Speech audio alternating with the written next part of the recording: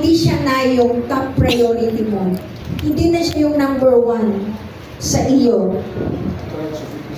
Dati malapit ka sa Diyos, pero ngayon parang nag-uumpisa na naman ako dun sa dati na parang hindi ko na naman yata kilala ang Diyos. Baka nalimutan na rin ako ng Diyos. Kung pakiramdam mo na may kulang, work in progress ka pa rin, o bigo ka, pakiramdam lang yan. At narito ang magandang balita. God never starts something He cannot finish. Ang Diyos ay hindi nagsisimula ng bagay na hindi niya tatapusin. Kaya yung inumpisa ng Diyos sa iyo, hallelujah, hindi diyan matatapos. Feeling mo lang na medyo naghihina ka. Feeling mo lang parang may kulang. Feeling mo lang na bigo ka.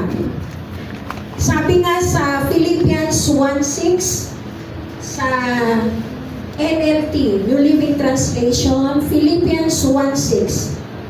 And I am certain that God, who began a good work within you, will continue His work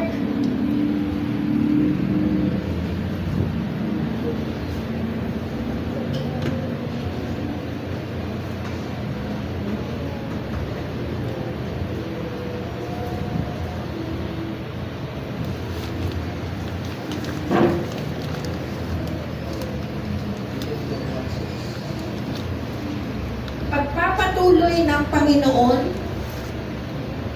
And I am certain that God who began a good work within you will continue His work until it is finally finished on the day when Jesus Christ returns. Sa Tagalog, ang Diyos ay nagsimula ng mabuting gawain sa inyo.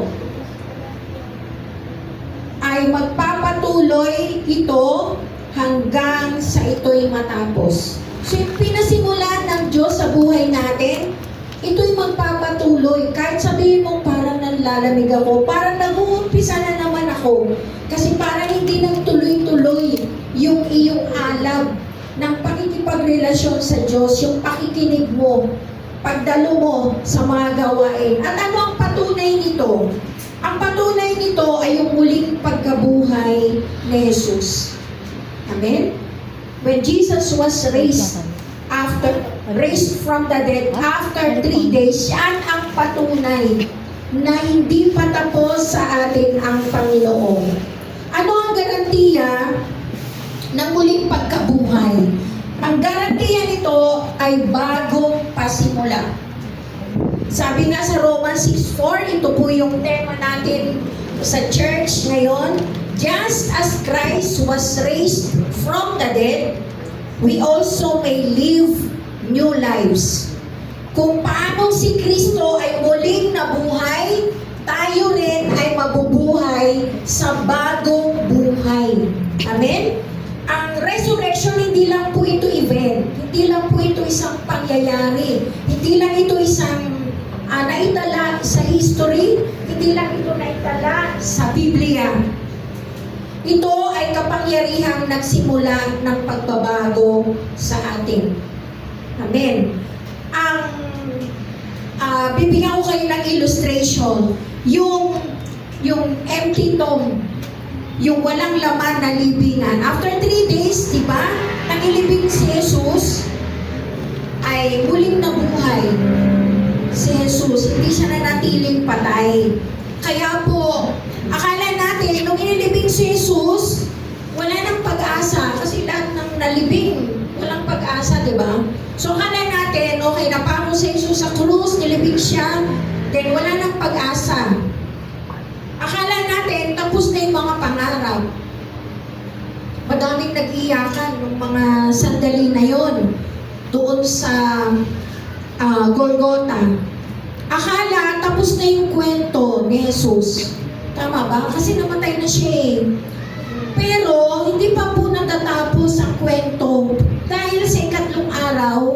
nabuksan ang libingan at natalo ni Jesus ang kamatayan. Tama ba?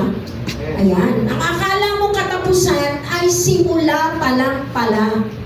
Amen? Kaya nga dun sa ating binasa kanina na kung paano si Kristo ay muling nabuhay, tayo rin ay mabubuhay sa bagong buhay natin. Ang bagong buhay natin ay nung tinanggap natin ang Panginoong Jesus. Amen? Ayan. Ang pwede nating sabihin na yung pakiramdam mo lang na patay na yung pangarap mo, pakiramdam mo lang yun. Maaring ang sitwasyon mo ngayon parang wala nang pag-asa. Worry mo lang yun. Pero ang Diyos na bumuhay kay Jesus ay siya rin ang kumikilos sa buhay mo ngayon.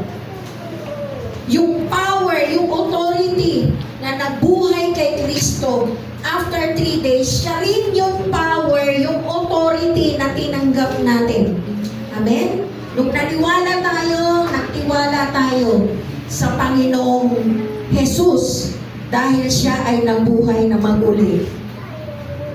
God started the work. Ang Diyos ang nagsimula. Sabi nga sa Philippians, ulitin natin. Ito yung ating verse na pagninilayan. And I am certain that God who began a good work. So, yung good work natin na sinasabi dito, yung ating kaligtasan, yung ating salvation, this was initiated by God. Hindi natin ito na-earn or pinagpursigihan para makamtan, ma-earn yung salvation natin, or ma-obtain natin ito sa pamamagitan ng effort natin. Wala pong ganon, hindi tayo nagpursige dito. Nung tinanggap natin si Jesus, na-earn natin ang salvation. Simple-simple lang. Believe, receive. Amen? Yan. At hindi ikaw ang nagligtas sa sarili mo. Sa condemnation na dapat ay sa iyo, yung paghatol ay hindi ikaw ang nagligtas sa sarili mo. Ang nagligtas sa iyo ay ang Panginoong Hesukristo. Hindi ikaw din ang nagbabago sa sarili mo. Tandaan natin to, hindi ikaw ang nagbabago sa sarili mo. Diyos ang nagsimula. Amen. Doon sa ating binasa. Kailan mo ba na-notice na nagbabago ka na? Di ba na-notice mo yan nung tinanggap mo si Jesus sa buhay mo, noong nag-attend ka na ng mga fellowship, nakakarinig ka ng salita ng Diyos, nagbabasa ka na rin ng Bible, interested ka na, nakakakanta ka na ng mga maka-Diyos na kanta, nawawala na yung appetite mo sa mga tunog, sa mga kanta, worldly na mga kanta. Tama ba ako? At tuong nagbabasa ka na ng Bible, yung ibang nababasa mo doon, na-a-apply mo na sa sarili mo. Tama ba ako? Ayan. At yung salita ng Diyos na ito na narinig mo, doon nagsimula ang Diyos sa buhay mo. Dahil, anong dahilan doon? Pinayagan mo ang salita ng Diyos na marinig mo. Pinayagan mo ang salita ng Diyos na kumilos sa buhay mo. At yung pamimili mo na yon, you choose to allow Jesus in your life, ito po ay grasya na available para sa lahat. Mamimili ka lang naman eh. Wala naman siguro pumili sa'yo na mag-attend ka dito. Although merong authority na nagsasabi na nag-invite sa'yo. Pero kung ayaw mo naman, hindi ka naman pwedeng pilitin. Marami sa atin dito na ilang beses inanyayahan, pero laging may dahilan. May dahilan. Kaya nga, di ba, laging sinasabi ni Brother Kulong at iba mga kapatiran dito na ang tagal-tagal ko na yan ang niyayaya. Yun ang sinasabi. Dahil nga po, wala namang pumipilit sa atin. Tama ba? Wala naman siguro nag-pressure sa'yo. Kasi susunod ka o hindi sa nag-aya sa'yo. Tama ba? At yun nga, marami tayong dahilan na choice pa rin naman natin kung a-attend o hindi. Kaya nga lagi nating sinasabi, hindi aksidente na nandirito ka. Hindi aksidente ang pagdala mo sa gawain na ito. Hindi aksidente na nakaupo ka dyan at nakikinig sa mabuting balita. Actually, yan po ay pagpayag mo na marinig ang Diyos. Kaya masasabi talaga natin that God started it all. Amen? Isang malakas na amen nga dyan. Amen. At merong illustration dito, yung isang builder, nagpatayo ka ng bahay. Kinontrata mo yung pinakamagaling na maggagawa ng bahay. Isipin mo ang isang builder, nagsimula ng bahay. Pag nagsimula ka ng bahay, maglalaan ka ng resources mo, oras, puhunan, yan. At yung builder mo na yun, na kinomission mo, lalo merong kayong kasunduan, iiwanan ka ba nun sa kalagitnaan ng iyong pinagagawa? Ano sagot? Hindi. Although pag sa tao, pag minsan, pumapagpak sa kontrata, pinapabayaan, umaalis. Pero alam niyo po ba, na si Jesus maiitulad natin sa isang responsible na builder. Ang Diyos ay hindi pabaya sa kanyang sinimulan. Kung nagsimula siya, tatapusin talaga niya ito. Kung sinimulan ng Diyos ang pagbabago sa puso mo, hinihipunan niya ang buhay mo. Amen? At may plano siya para sa iyo. Plano ba para sa kapahamakan mo? Hindi. Plano para sa ikabubuti mo. Ayan. And God is still working. At Diyos ay patuloy na kumikilos sa buhay natin. Balikan natin yung Philippians 1:6. Balikan natin. Hello. Balikan natin yung Philippians 1:6. Hello. Yan, balikan natin. Hello. I am certain that God, who began a good work within you, will continue His work. Sabi, will continue His work until it is finally finished. I am certain that God, who began a good work within you, will continue His work. Hindi po ako nagsabi nito, nasa salita ng Diyos sa Philippians 1:6. Yung will continue His work, ito yung tinatawag natin na sanctification process. Yung pagpapabanal sa atin. Magiging banal pala ako. Yes, hindi na tayo perfecto wala namang perfecto na tao. Only Jesus, only God is perfect. Only the Holy Spirit is perfect. But, sinasanctify na tayo. Pinoproseso tayo. Pinababanal tayo. Magmamature din tayo spiritually. At ang spiritual growth po, hindi ito one-time process. Ito po ay lifelong process.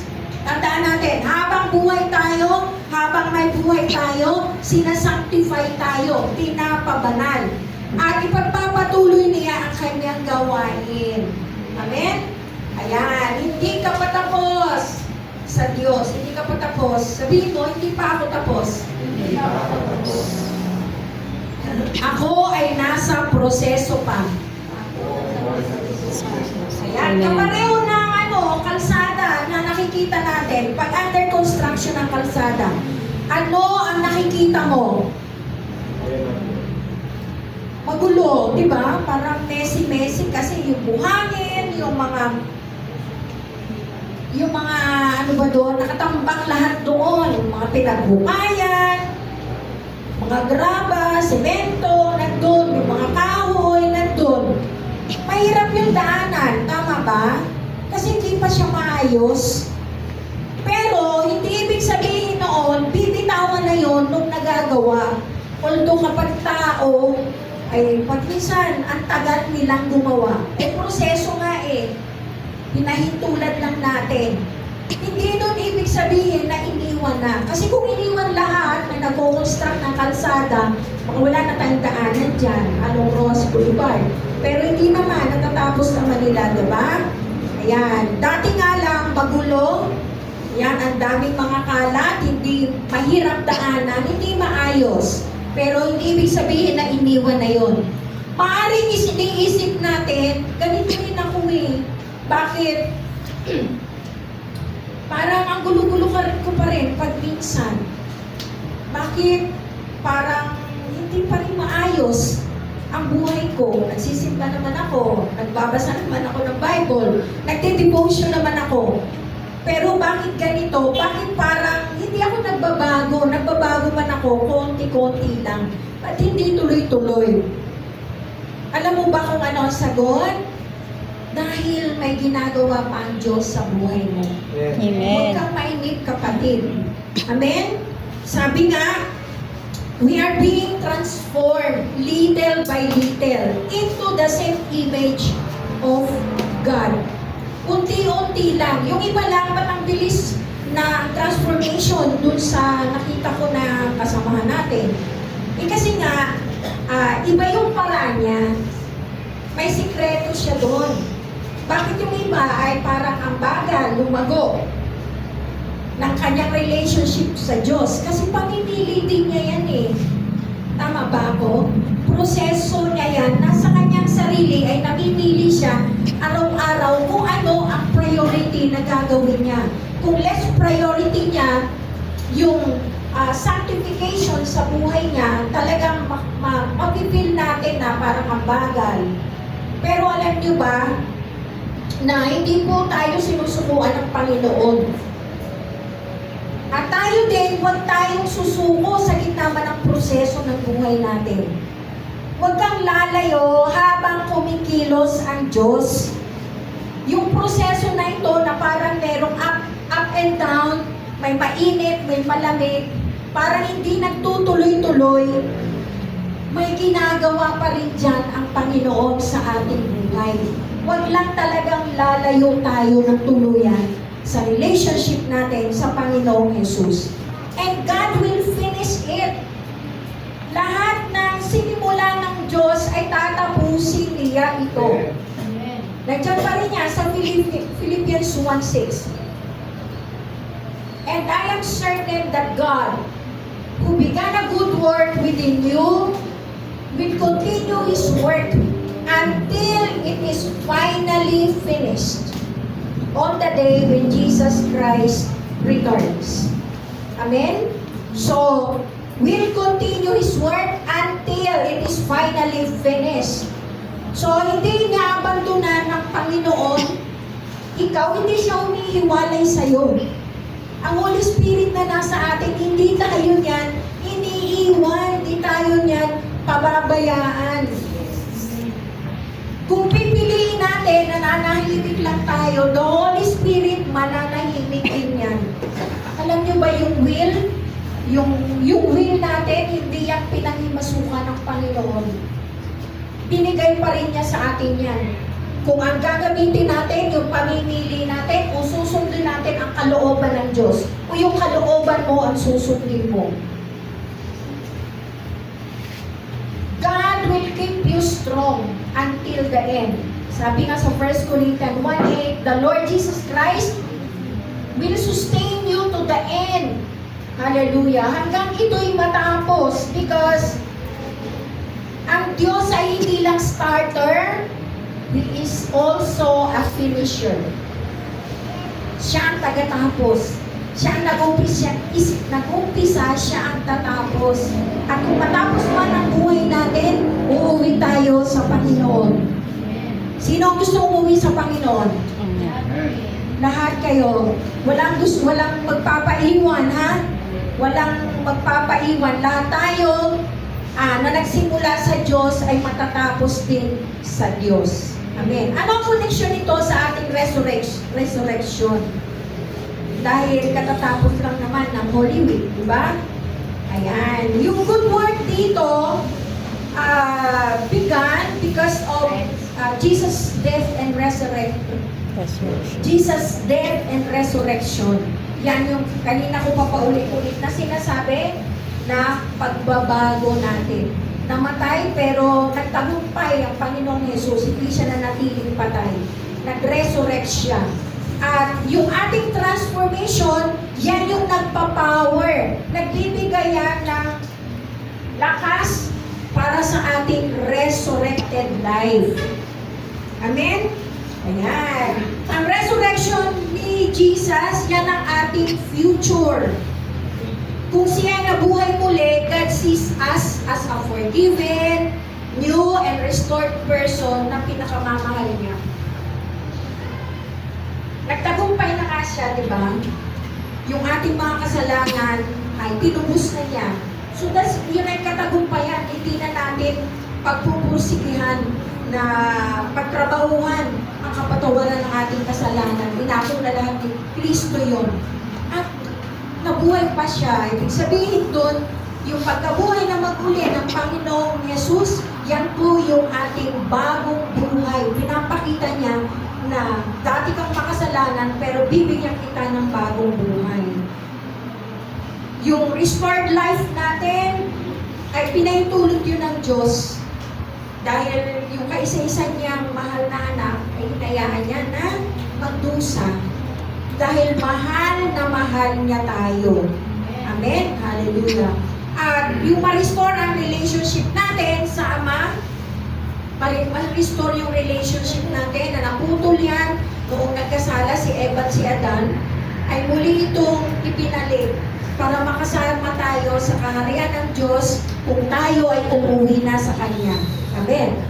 Ang victory ni Christ sa krus ay ang ating destiny.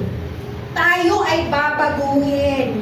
Yung ating pagbabago naman, sabi ko nga kanina pa, choice natin ito. Pero alam niyo ba sa ganang grasya ng Diyos? Sabi ko nga last time, we don't live for victory. Hindi tayo nabubuhay para magtagumpay. Tayo ay nabubuhay dahil nagtagumpay na tayo. Yes. Pinagtagumpayan na ni Kristo ang lahat para tayo mabuhay. Para tayo bigyan ng bagong buhay. Ayan. Ang salvation natin ay secure na in Jesus. Ang growth lang natin, yan yung ongoing, yung spiritual growth natin. Pero our future is already guaranteed. Meron na yung garantiya na pag pumikit ang ating mata, kasama natin ang Panginoon. Amen? Hallelujah. Para yan na painting, yung painting natin, yung painting, sino ang magaling mag-paint dito? Mag-drawing lang, tas ang kamay. Meron nagtataas dito na kabataan. Dito kapag nagkulay, gumawa ka ng drawing, para magulo pa sa umpisa, di ba? Sino lang makakaalam nun? Na kanyang iniisip na ipinta, hindi ba yung pintor? Tama ba? Kaya hindi pa, lagi, incomplete pa yon, hindi pa kompleto. Pero makita mo na darating ang panahon, makikita mo na ba, kompleto na yung painting. Ang ganda. Pero nung una, ang gulo, hindi mo siya maintindihan. Yan, hindi mo maipaliwanag kung ano ang nakikita mo. Pero, alam nyo ba, sa isang pintor, pag natapos na niya ang kanyang ginagawa, yan po ay obra maestra. Yan po ay isang masterpiece. At ganun din ang Panginoon sa atin.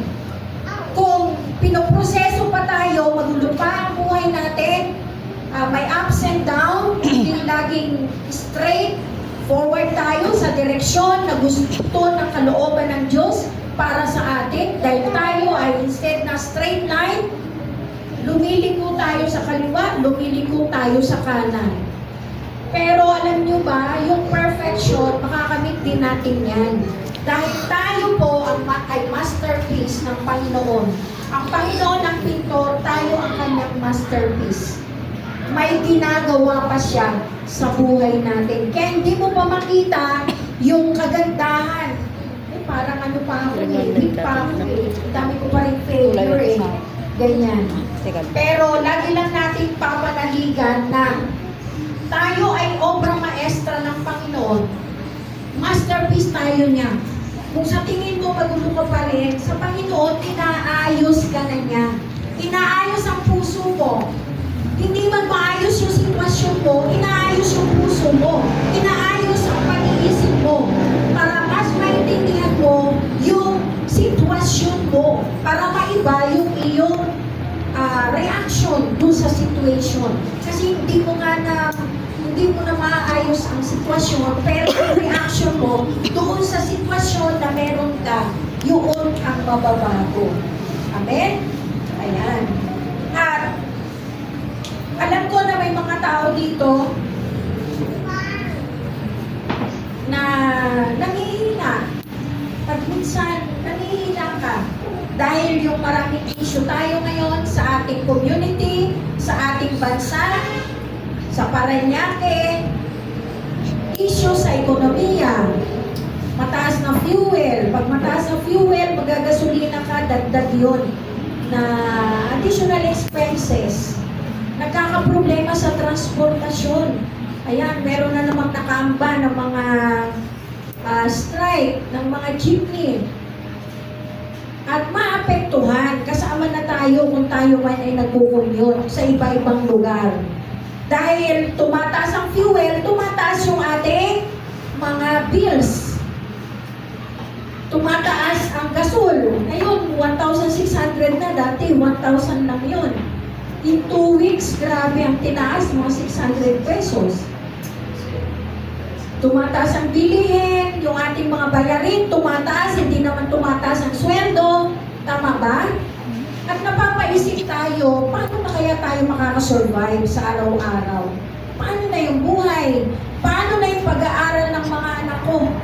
Mabuti ngayon, bakasyon. Nakaligtas ang mga bulsa ng nanay at tatay o yung sino man yung nagpapaaral sa atin dahil nakabakasyon. Pero humihingi pa rin ang mga anak. Tama ba ako?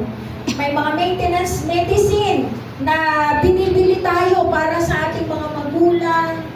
Hallelujah, salamat sa mga anak. Meron tayong mga isipin na bayarin sa utang at madami pang isipin. Tama ba ako? Bakit ganon? Madami pa din problema. Mahirap pa din ang buhay. May mga tao din dito na laging ipinapaalala, grabe, hindi ako siguro nararanasan ito dahil ang dami kong kasalanan. Nararanasan ko ito kasi hindi pa ako totally nakasurrender sa Panginoon. Bakit pinapaalala sa iyo yan? Patuloy kang bumabagsak at patuloy na pinapaalala sa iyo yung iyong mga kasalanan. God, para sa isip mo, ay wala na talagang pag-asa, tapos na ang Diyos sa akin. Wala na talaga, suko na ako. Pero makinig ka. Kung tapos na ang Diyos sa'yo, hindi ka na niya dinala rito ngayon. Amen? Amen. Say amen. Kaya ka nandito, kaya mo naririnig ang mensaheng ito ay tunay naman na kumikilos pa ang Diyos sa buhay mo. Say amen. Ayan. Ngayon, kung nararamdaman mo na malayo ka sa Diyos, kung nararamdaman mo na pagod ka na, Lord, ang daming isipin. Hallelujah. Lord, yung gusto mong ipagpatuloy ng Diyos ang kanyang mga gawa sa iyo. Pero paano? Hallelujah. Ang daming mga hindrances, ang daming gumugulo sa isip ko. Ngayon na yung oras para lumapit ka sa Diyos. Amen. Kausapin mo siya. Itaas mo ang kamay mo. Hallelujah. Huwag ka nang maghintay. So kung sino man yung nakakaranas ng mga nasabi ko, hallelujah. Kung nararamdaman mo malayo ka sa Diyos, hallelujah. Kung nararamdaman mo na pagod ka na, kung nararamdaman mo na, Lord, parang ayoko nang ipagpatuloy ang buhay ko, parang give up na ako. Kung gusto mo naman na ipagpatuloy pa ng Diyos ang mga ginagawa ginagawa niya sa buhay mo, all you have to do is go back to God. Talk to Him. Hallelujah. Kaya, kung sino man ang nakakaranas nito, hallelujah, huwag kang maghintay. Ngayon na yung oras. Hallelujah. Nandito ngayon ang Panginoon, yung kapangyarihang bumuhay kay Jesus. The same power that raised Jesus from the dead is here right now. Ibabangon ka niya. Ibabalik ka niya. Hallelujah. Pabalik sa Diyos. Babaguhin ka. God will renew you. God will transform your mind. Payagan mo lang siya, kapatid. Amen? Hallelujah. Kasi yung sinimulan niya sa'yo, hallelujah, He will restart it in you. Hallelujah. Gagabayan ka upang maipagpatuloy mo ang sinimulan niya sa'yo until its completion. Hallelujah. Tumayo po tayong lahat. Hallelujah.